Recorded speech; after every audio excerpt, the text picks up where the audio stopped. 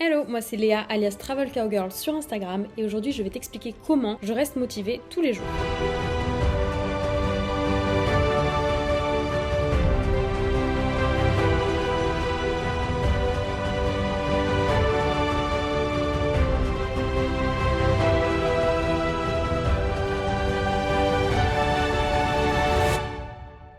Comment rester motivé tous les jours? Ça, c'est une question qu'on se pose tous, surtout quand on démarre dans l'entrepreneuriat, parce qu'il y a des jours avec et il y a des jours sans aussi. Il y a beaucoup de jours sans au début, on galère vachement. Et en plus, souvent, t'as ton boulot qui est à côté, donc tu crées ton business ou tu fais tes investissements en plus de ton boulot. Donc c'est assez compliqué parce que du coup, t'as pas beaucoup d'énergie à dépenser dans la création de ce business. C'est assez compliqué. Moi, quand j'ai démarré, j'étais encore kiné. Donc j'étais kiné à plein temps. Après, je suis passée à mi-temps au bout d'un moment. Mais au début, j'étais kiné à plein temps et je montais mes business en même temps. Donc en fait, les seuls moments où je pouvais travailler, enfin en tout cas à l'époque où je travaillais, c'était le soir. Donc en général, je rentrais du boulot vers 20h, donc je me laissais 1 heure pour manger, me poser, prendre une douche, et à 21h, je commençais à bosser jusqu'à minuit. Je faisais ça quand j'ai commencé vraiment au tout début l'entrepreneuriat, quand j'ai commencé à m'intéresser au business, etc., à la liberté surtout, parce que moi, ce qui me drivait, c'était pas forcément l'argent, c'était comment être libre, comment vraiment être libre. Et je me suis rendu compte qu'en fait, il y avait plusieurs choses qui fonctionnaient et qui me permettaient de rester motivée tout le temps, même quand j'étais complètement épuisée. La première chose, c'est mon moral. En fait, j'ai remarqué que lorsque j'avais le moral qui était bas, et ben en fait, j'arrivais pas à être motivée dans mes business. J'étais vraiment très pessimiste, j'étais très négative, donc c'était difficile d'avoir de la vision, de l'ambition, de la motivation.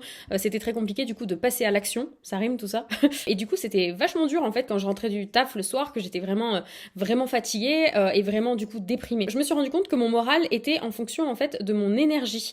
Donc je me suis dit comment avoir plus d'énergie pour avoir un meilleur moral, pour passer plus facilement à l'action et être tout le temps motivée en fait, tout simplement. Donc la première chose c'est l'alimentation. Il faut que tu aies une alimentation saine. Alors ok, un McDo de temps en temps c'est pas dramatique, surtout si ça te fait kiffer et que ça te fait du bien, bah vas-y. Je vais pas être là à te dire oui il faut absolument être drastiquement aligné en termes de nourriture. Enfin il y a sûrement des coachs nutrition qui te diront pas du tout ça, mais en tout cas moi de mon côté je me suis rendu compte que plus je me privais en termes de nourriture, plus je forçais là-dedans et plus c'était difficile après de garder mon quota de motivation pour mes business. Donc je me suis dit bon c'est pas grave, je lâche un petit peu prise sur l'alimentation, mais au moins j'ai ma motivation sur les business. Parce qu'en fait c'est un peu comme si t'avais une charge en fait, un potentiel motivation chaque jour, et ce potentiel motivation tu peux pas l'utiliser pour tout. Si tu l'utilises à la fois pour te forcer pour aller faire du sport, pour te forcer pour aller bosser, pour te forcer pour créer ton business, pour te forcer, je sais pas, à parler le soir quand tu rentres alors que t'es crevé, etc., à ton copain, enfin je sais pas, toutes ces choses-là, et ben en fait après t'es complètement vidé. Donc il faut que t'arrives à gérer un petit peu ce potentiel toute la journée. Pour y revenir, la première chose c'est l'alimentation. Il te faut quand même une bonne alimentation, mais il faut pas, je pense, de mon point de vue, mais si je ne suis absolument pas coach en nutrition,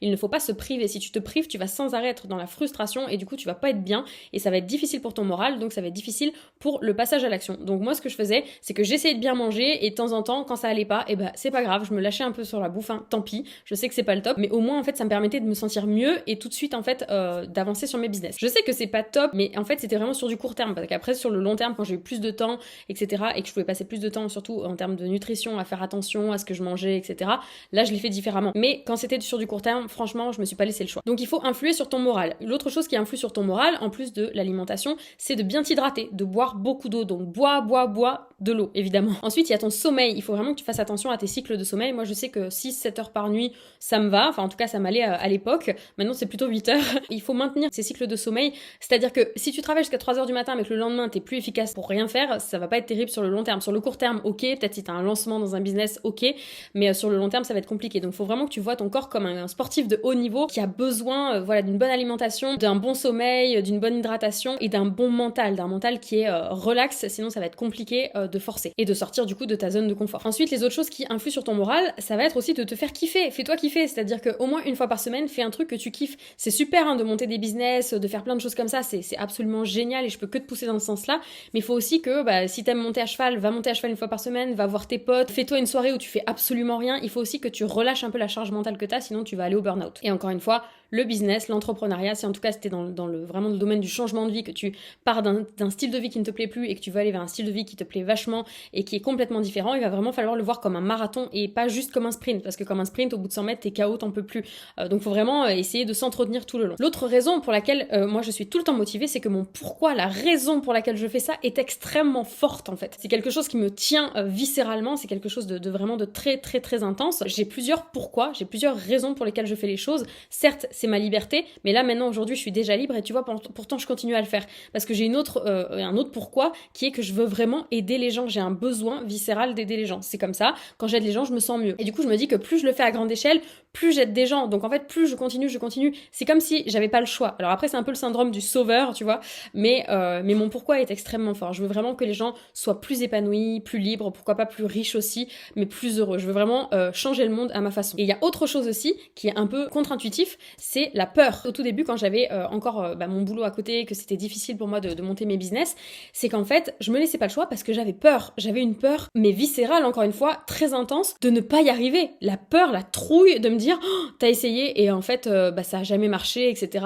Et donc en fait, je continuais à pousser, à avancer, à forcer, parce que de toute façon, il était hors de question que je me réveille à 50 ou à 60 ans en me disant, en fait, t'aurais pu faire plus et puis t'as abandonné avant. Et c'est cette peur-là de pas me donner la vie que je pensais au fond de moi mériter et que j'avais vraiment envie d'avoir, c'est cette peur profonde. Et il y a un truc que je faisais parfois le matin, c'est que je me regardais dans la glace les jours où j'étais pas motivée, je me regardais droit dans les yeux dans la glace et je me disais, ok, est-ce que tu veux vraiment passer les 50 prochaines années à vivre une vie qui pour toi aujourd'hui est médiocre et qui ne te correspond pas? Attention, médiocre, c'est pas péjoratif, médiocre dans le sens où ça ne me correspond pas. Le type de vie que j'avais correspondait peut-être super bien à quelqu'un et pas à moi, et puis vice versa. Je me regardais vraiment, j'utilisais des mots forts comme ça pour venir me chercher quoi à l'intérieur, pour aller piquer mon ego en disant attends meuf, tu veux vraiment passer les 50 prochaines années à râler comme ça et avoir une vie pourrie là? Non, t'as pas envie, donc vas-y, bouge-toi les fesses. Et en fait ça me motivait en venant piquer mon ego. Autre chose qui va t'aider, c'est le passage à l'action, les expériences. En fait si tu ne testes rien, si t'es sans arrêt en train d'apprendre, alors c'est très bien, c'est très très important de se former, mais du coup tu vas pas pouvoir rester motivé parce que tu auras aucun résultat, parce que tu n'as pas fait de passage à l'action. Donc apprendre c'est bien, mais c'est 20% du process. Les 80% qui restent, c'est dans la tête,